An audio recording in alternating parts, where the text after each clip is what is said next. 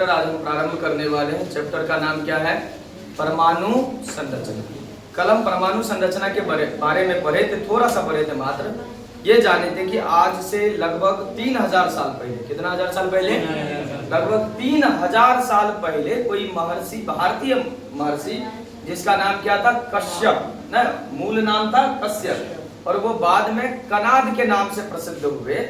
और उन्होंने एक पुस्तक लिखी जिसका नाम था वैशेषिका सूत्र, और उसमें उन्होंने परमाणु संरचना को बताया। उन्होंने कहा था कि सभी पदार्थ अत्यंत सूक्ष्म कणों का बना होता है, सभी पदार्थ अत्यंत सूक्ष्म कणों का बना होता है, जिसे परमाणु कहते हैं। जिसे क्या कहते हैं? परमाणु कहते हैं। इसके अलावा यूनानी दार्शनिक डेमोक्रिट्स, कौन?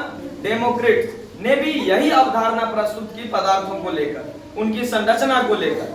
तो इस खोज में और आगे बढ़ता गया। सन 1850 के आसपास माइकल फेराडे नाम का एक वैज्ञानिक आया। क्या नाम था?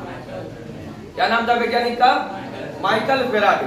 माइकल फेराडे नाम का एक वैज्ञानिक आया और उन्होंने ये कहा कि सभी पदार्थ जो है ना, विद्युत विसर्ग नली में प्रयोग किया।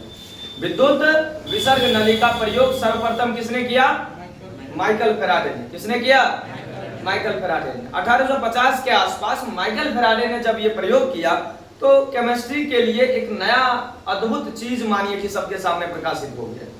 1808 ईस्वी में जो परमाणु मॉडल डाल्टन के द्वारा दिया गया, उनसे जुड़ी हुई अवधारणाओं को, कई अवधारणाओं को माइकल फेराडे के इस प्रयोग ने खंडित कर दिया। कैसे खंडित किया, आइए जानते हैं। सबसे पहले हम जानेंगे कैथोड किरण की खोज को। इसको कैथोड किरण की खोज को, कैथोड किरण किस प्रकार जो है खोजा गया और किसने खोजा, और कैथोड किरणों में जो कण है वो आगे चलकर क्या कहलाए। सीधा सिंपल समझिए, कैथोड किरण की खोज मतलब इलेक्ट्रॉन की खोज। इसकी खोज? इलेक्ट्रॉन की खोज। समझते हैं कैथोड किरण की खोज किस प्रकार से हुई। तो सन 1850 के आसपास सबसे पहले किसने प्रयोग किया? माइकल फेराडे ने विद्युत विसर्जन प्रक्रिया को क्या किया? एक प्रायोगिक रूप में दिखाना चाहा। प्रायोगिक रूप में जब उन्होंने दिखाया तो उससे कई सारी अवधारणाएं जो परमाणु को लेकर थी, जो पदार्थ को लेकर थी, पदार्थ की संरचना को लेकर थी, वो खंडित हो गया। वो दुनिया के क्या हो गया? सामने आ गया। कई अवधारणाएं, चलिए देखते हैं उनमें से क्या है। प्रयोग को पहले समझते हैं कि किस प्रकार का प्रयोग था। माइकल फेराडे के अलावा और कई वैज्ञानिकों ने इस प्रयोग को दोहराया, तैराया, ठीक ना। सिर्फ माइकल फेराडे ही नहीं, 1840-50 के आसपास, 60 के दशक में लगभग कम से कम 15 से 20 वैज्ञानिकों ने यह कार्य किया, दोहराया बार बार एक ही चीज को, और सब में वही परिणाम आ रहा था। ठीक, तो समझते हैं क्या प्रयोग था। तो कांच की एक विसर्ग नली, कांच की एक नली ली गई, पतली नली, ट्यूब टाइप का, कांच का एक ट्यूब था, जिसमें क्या किया? निर्वात यानी कि हवा को निकाल दिया गया। क्या किया गया?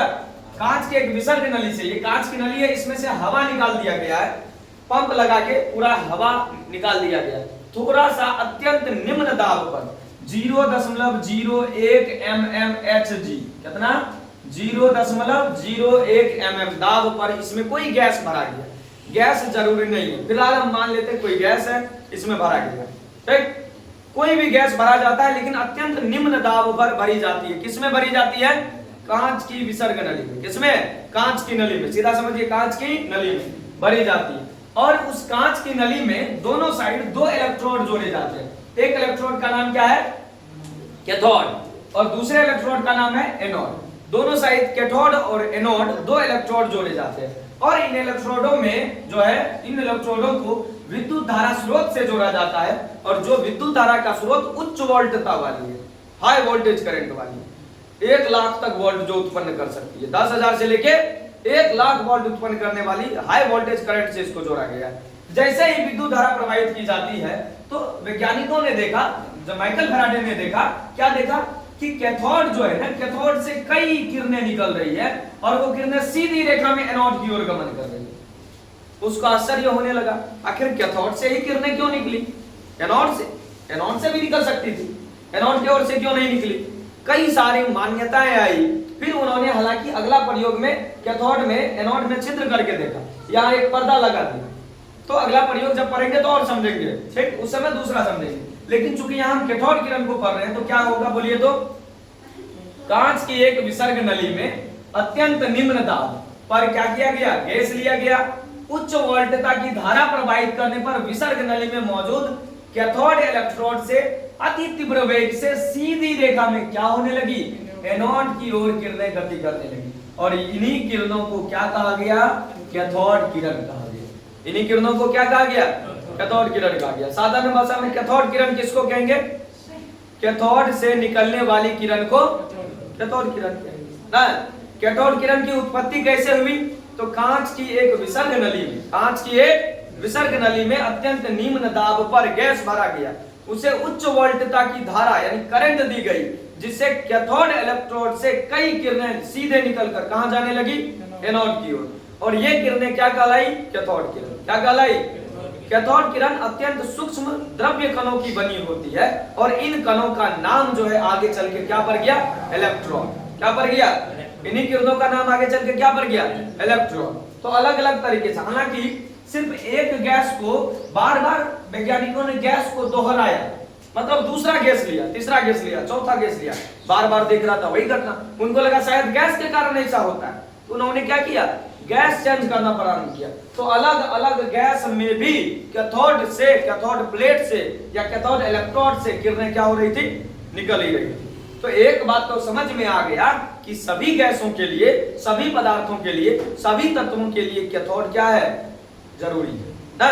सबसे कैथोड किरणें क्या हो रही है, निकल रही है। तो उनके दिमाग में ये आ गया कि पदार्थ के जो कण है उस परमाणु में क्या है, कोई कण है, कैथोड कण है। क्या है, और यही कैथोड कण आगे चल के क्या कहला गया, इलेक्ट्रॉन। क्या कहला गया, चलिए जितना उतना पढ़े उसके गुण देख लेते हैं। क्या कैथोड किरणों के निम्नलिखित गुण है। पहला, कैथोड किरणें कैथोड से निकलकर अति तीव्र वेग में कहां जाती है, एनोड की ओर जाएगी। कहां जाएगी, एनोड की ओर। कैथोड किरणें अति तीव्र वेग से निकलकर कहां, एनोड की ओर सीधी रेखा में जाती है। दूसरा, कैथोड किरणें द्रव्य कणों की बनी होती है, एकदम अत्यंत महीन सूक्ष्म कणों की बनी। ये कैसे हुआ, कैथोड किरण जिधर से जा रहा था उसके रास्ता में घिरनी रख दी, समझे। अब कोई भारी चीज पड़ेगा तो नाचवे न करेगा गिरनी, तो कैथोड किरण के मार्ग में रख दिया गिरनी। जैसे कैथोड किरण इस पे पड़ा, गिरनी क्या हो गया, नाचने लग गई। गिरनी क्या हो गया, नाचने लग गया, समझिए। गिरनी क्या हो गया, नाचने लग गया। अब गिरनी नाचने लगा तो उनको पता चल गया, लगता है इलेक्ट्रॉन क्या है, द्रव्य कणों का बना होता है और वो भारी है, ठीक है ना। हल्का कुछ ना कुछ इसमें भार है जिसके कारण वो नाच रहा है। हवा में भार होता है तब न कोई नाच रहा है, हिलता है पत्ता। हवा में भार नहीं होता तो कुछ होता।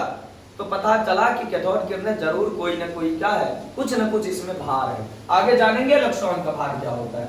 दूसरा, कैथोड किरणें विद्युत क्षेत्र और चुंबकीय क्षेत्र की उपस्थिति में क्या हो जाता है, विचलित हो जाता है। मतलब अगर कोई करंट लेके जाते हैं यहाँ कैथोड किरण के मार्ग में, कोई अलग आवेश रख दिए, चाहे वो विद्युत वाला क्षेत्र का आवेश रहे या फिर चुंबकीय क्षेत्र का आवेश रहे, तो कैथोड किरणें इधर या तो विचलित हो जाती है। तो इससे ये पता चल गया, लगता है, क्या लगता है, कैथोड किरण के पास कुछ ना कुछ आवेश है। क्या है, आवेश होगा तब ना आवेश के बीच प्रतिकर्षण होगा या फिर आकर्षण होगा।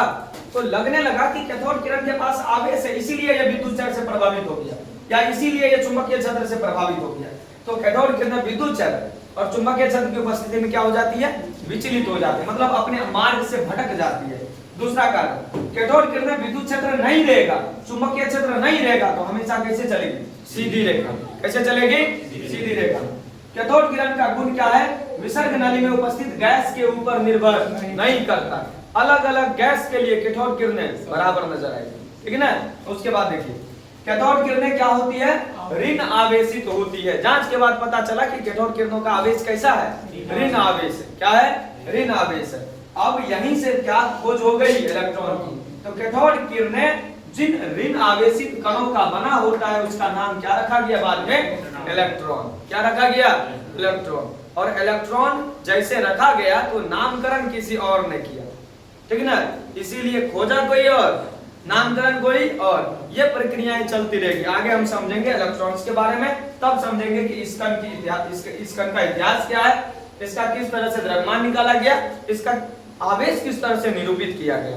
अभी हम क्या समझे, कैथोड किरण की उत्पत्ति कैसे हुई, कैथोड किरण के गुणों को समझे।